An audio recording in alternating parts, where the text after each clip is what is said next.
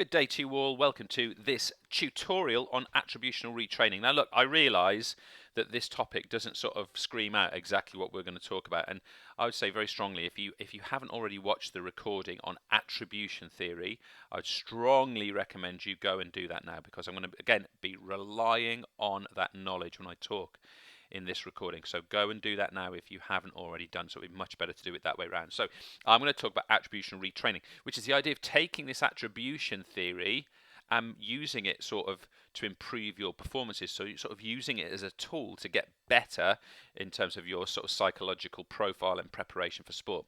And really, I want to make two main initial points.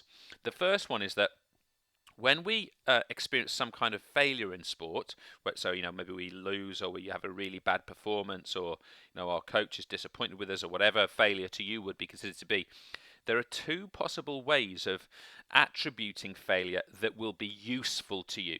Okay, that will be useful to you.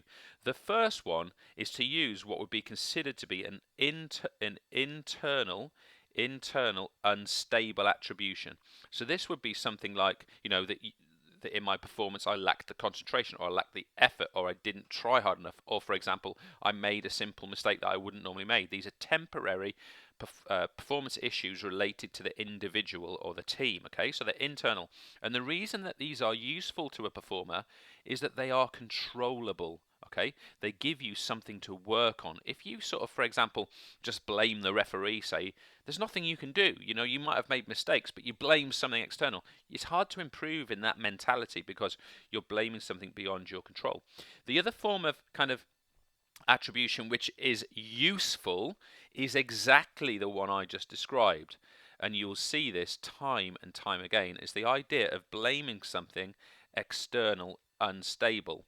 Okay, so if you do lose a match, a competition, it may be really good for your confidence. Say, right, I lost today because the pitch wasn't the right surface for me, or I don't like playing on hard courts in tennis, or it's because my string broke in badminton, or whatever. That will protect the confidence of the performer. But the problem with it is not controllable by the performer. So just bear that in mind. For me, it's this one up here, which is the real key way of attributing some kind of failure or loss. The next point, and the second main point I want to make, is that success can also be attributed well and poorly. Okay, so with success.